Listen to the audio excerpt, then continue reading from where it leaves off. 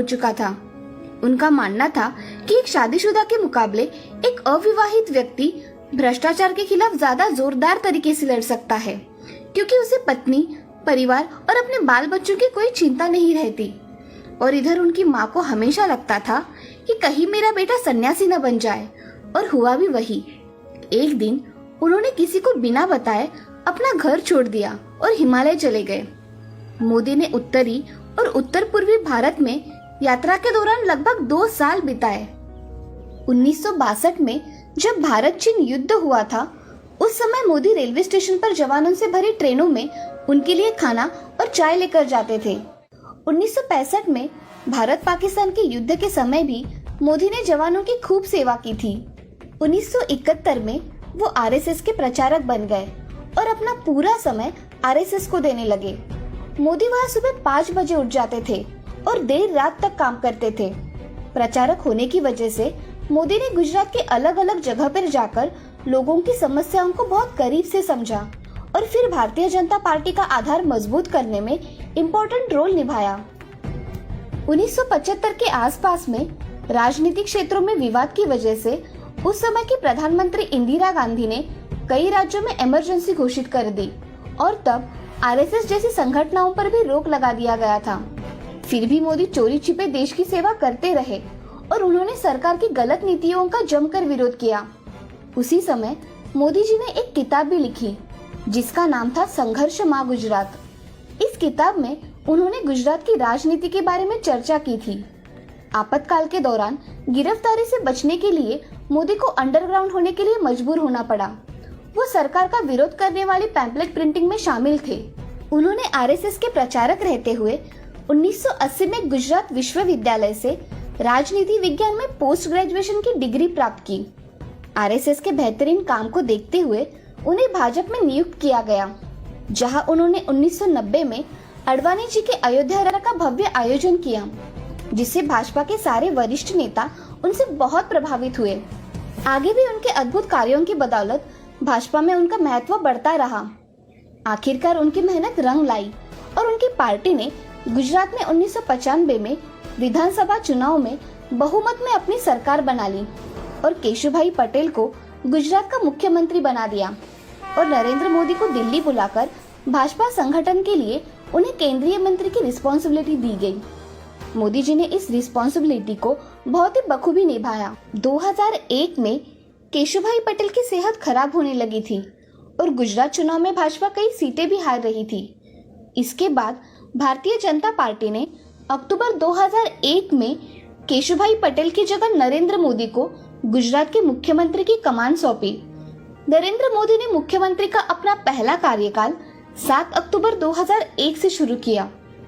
इसके बाद मोदी ने राजकोट विधानसभा चुनाव लड़ा, जिसमें उन्होंने कांग्रेस पार्टी के अश्विन मेहता को बहुत बड़े अंतर से मात दे दी। मुख्यमंत्री पद पर रहते हुए नरेंद्र मोदी ने बहुत अच्छी तरीके से अपने सारे कार्यों को संभाला और गुजरात को फिर से मजबूत कर दिया। उन्होंने गांव-गांव तक बिजली पहुंचाई, टूरिज्म को बढ़ाया। देश में पहली बार किसी राज्य की नदियों को एक साथ जोड़ा गया, जिससे पूरे राज्य की पानी की प्रॉब्लम सॉल्व हो गई। उन्होंने एशिया का सबसे बड़ा सोलर पार्क निर्माण भी गुजरात में किया। इन सब के अलावा उन्होंने बहुत अद्भुत कार्य किए। देखते ही देखते उन्होंने गुजरात को भारत का एक बेहतरीन राज्य बना दिया और वो खुद गुजरात के सबसे बेहतरीन मुख्यमंत्री बन गए। लेकिन उसी बीच गुजरात के गोधरा कांड से नरेंद्र मोदी का नाम जोड़ा गया और कांग्रेस सहित अन्य विपक्षी दलों ने उनके इस्तीफे की मांग की। दोस्तों, गोधरा कांड में 27 फरवरी 2002 को गुजरात के गोधरा नाम के शहर में रेलवे स्टेशन पर साबरमती ट्रेन के F6 कोच में आग लगाए जाने के बाद 59 लोगों की मौत हो गई थी, जिसके बाद पूरे गुजरात में सांप्रदायिक दंगे होना शुरू हो गए थे और फिर 28 फरवरी 2002 को गुजरात के कई इलाकों में दंगा बहुत ज्यादा भड़क गया, जिसमें 1200 से अधिक लोग मारे गए। इसके बाद इस घटना की जांच के लिए उच्चतम न्यायालय ने एक विशेष जांच दल बनाया और फिर दिसंबर 2010 में जांच दल की रिपोर्ट के आधार पर फैसला सुनाया कि इन दंगों में नरेंद्र मोदी के खिलाफ कोई ठोस सबूत नहीं मिला। नरेंद्र मोदी ने गुजरात में भी कई ऐसे हिंदू मंदिरों को ध्वस्त कराने में थोड़ा सा भी नहीं सोचा जो सरकारी कानूनों कायदों के मुताबिक नहीं बने थे। हालांकि इसके लिए उन्हें विश्व हिंदू परिषद जैसे संगठनों का भी विरोध झेलना पड़ा, लेकिन उन्होंने उसकी थोड़ी सी भी परवाह नहीं की और देश के लिए जो सही था उसी काम को करते रहे। उनके अच्छे डिसीजंस और कार्यों की वजह से गुजरात के लोगों ने मोदी जी को 4 बार लगातार अपना मुख्यमंत्री बनाया। गुजरात में मोदी की सफलता देखकर बीजेपी के सीनियर नेताओं ने मोदी को 2014 के लोकसभा चुनाव का प्रधानमंत्री उम्मीदवार घोषित किया, जिसके बाद मोदी ने पूरे भारत में जाकर बहुत सारी रैलियां की और लाखों लोगों तक अपनी बात रखी। मोदी जी के अद्भुत विकासशील कार्य, उनके प्रेरणादायक भाषण, देश के लिए उनका प्यार और उनकी सकारात्मक सोच की वजह से उनकी पार्टी को देश की जनता ने भारी मात्रा में वोट किया और भारतीय लोकतंत्र के इतिहास में एक बहुत बड़ा बदलाव आया। भाजपा अकेले संपूर्ण बहुमत से जीत कर आई। इस जीत की कामयाबी का सेहरा नरेंद्र मोदी के सर पर बांधा जा रहा था। इस यादगार शाम का लोग गवाह बन रहे थे। भारतीय लोकतंत्र के इतिहास में ये दिन एक अहम घटनाओं में शामिल हो गया और 26 मई 2014 में नरेंद्र मोदी ने प्रधानमंत्री पद की शपथ ली। मैं नरेंद्र दामोदर दास मोदी ईश्वर की शपथ लेता हूँ कि मैं विधि द्वारा स्थापित भारत के संविधान के प्रति सच्ची श्रद्धा और निष्ठा रखूंगा। मैं भारत की प्रभुता और अखंडता अक्षुण्ण रखूंगा। मैं संघ के प्रधानमंत्री के रूप में अपने कर्तव्यों का श्रद्धा पूर्वक और शुद्ध अंतःकरण से निर्वहन करूंगा तथा मैं भय या पक्षपात, अनुराग या द्वेष के बिना सभी प्रकार के लोगों के प्रति संविधान और विधि के अनुसार न्याय करूंगा।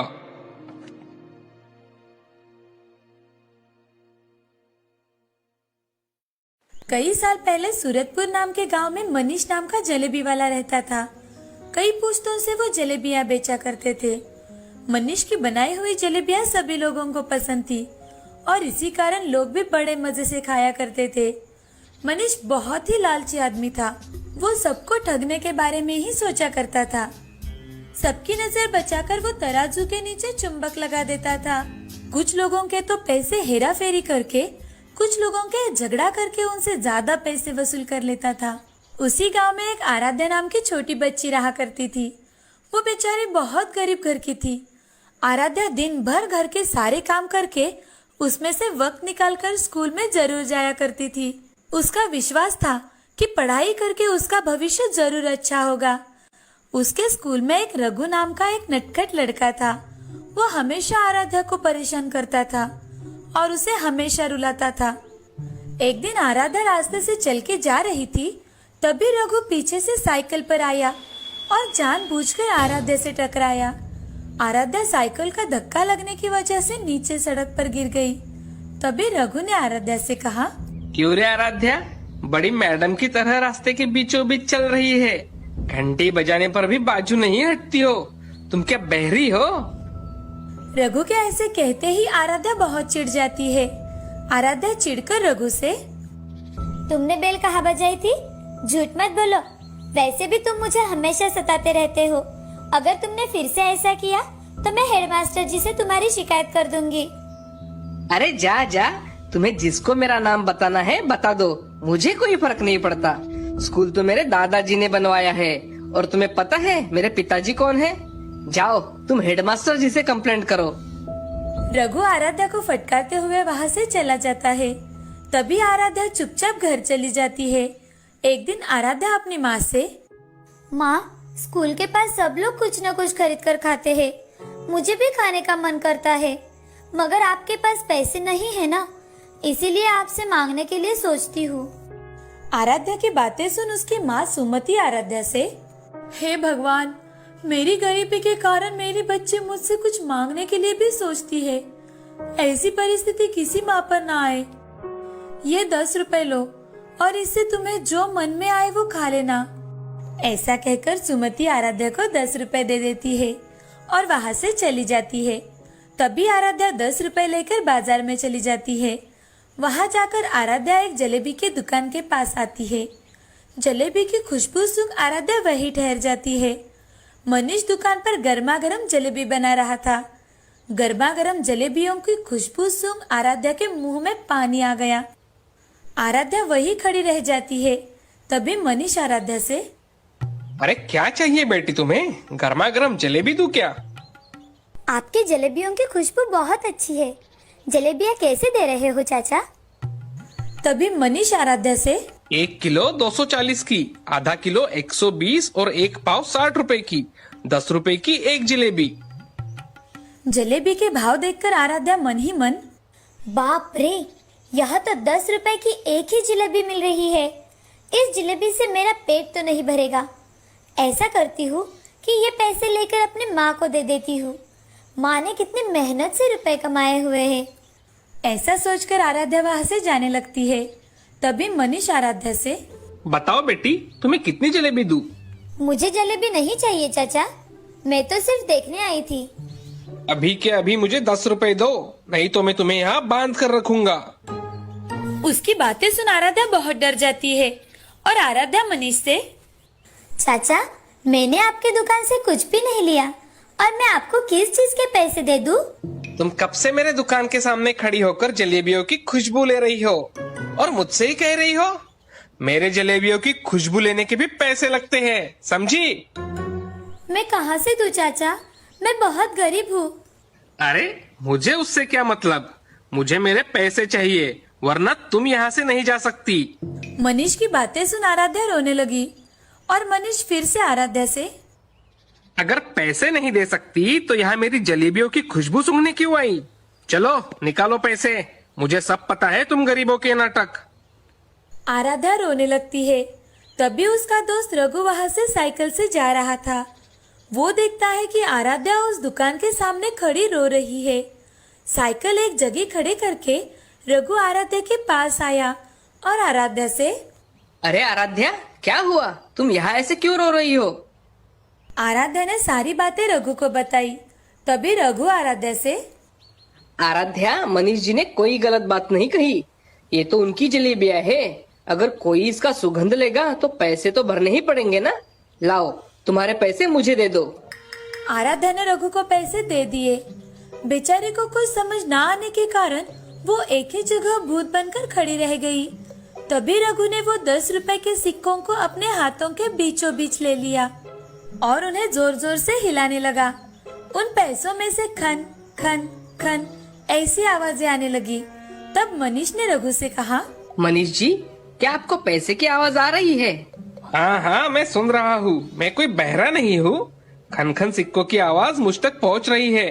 तो आपने पैसों की आवाज तो सुन ली, अब मैंने भी आपको पैसे दे दिए, समझे? क्यों रे बच्चे, ज्यादा नाटक कर रहा है क्या मेरे साथ? कहता है कि पैसों की आवाज सुन लेने से पैसे मिल गए। ज्यादा होशियारी की ना तो तुझे भी दुकान में बांध दूंगा। तभी रघु मनीष से, क्यों? जलेबी के सुगंध के पैसे आप मांग सकते हो, तो मैं क्या आपको पैसों की आवाज भी नहीं सुना सकता? अरे अंकल, तुम्हारा ये नाटक मेरे सामने नहीं चलेगा। जानते हैं मैं कौन हूँ? इस गांव के जमींदार का बेटा हूँ मैं, और ज्यादा होशियारी की ना तो पापा से बोल दूंगा और वो पुलिस से उठवा कर तुम्हें जेल भिजवा देंगे। ऐसा सुनकर मनीष हक्का बक्का रह गया। तभी रघु के साथ आराध्या उसकी साइकिल पर बैठकर चली जाती है। थोड़ी दूर पहुंचने के बाद रघु उसे साइकिल से उतार देता है। तुम तो मुझसे चिढ़ते हो ना, फिर तुमने मेरी सहायता क्यों की? आराध्या, तुम मेरी दोस्त हो और कोई मेरे दोस्त को रुलाएगा तो मुझे बड़ा गुस्सा आ जाता है। मेरे पिछले बर्ताव के लिए मुझे माफ कर देना आराध्या। कोई बात नहीं, तुम मेरे सच्चे दोस्त हो। तुमने मेरी कितनी मदद की है, थैंक यू। वो दुकानदार मेरे दोस्त को कुछ भी बोलता रहता और मैं सुनता रहूं, ऐसा कभी हो सकता है क्या? इसलिए मैंने उसे सबक सिखाया। वो बहुत ही लालची है, उसके दुकान पर कभी मत जाना। हाँ, मैं कभी भी उसके दुकान पर नहीं जाऊंगी। फ्रेंड्स, ऐसा कहकर रघु ने अपना हाथ आगे बढ़ाया। तभी आराध्या ने भी अपना हाथ आगे बढ़ाते हुए, फ्रेंड्स, ऐसा कहकर दोनों ने हैंडशेक कर लिया और उसी दिन से दोनों में गहरी दोस्ती हो गई। रघु के स्वभाव के कारण उसके दुकान पर कोई नहीं आता था। उसकी जलेबियाँ स्वादिष्ट तो थी, मगर उसके लालच की वजह से उसका धंधा धीरे धीरे चलना बंद हो गया। मनीष का लालच उसका पुरखों का धंधा ले डूबा। इस कहानी से हमें ये सीख मिलती है कि लालच बहुत बुरी बात होती है।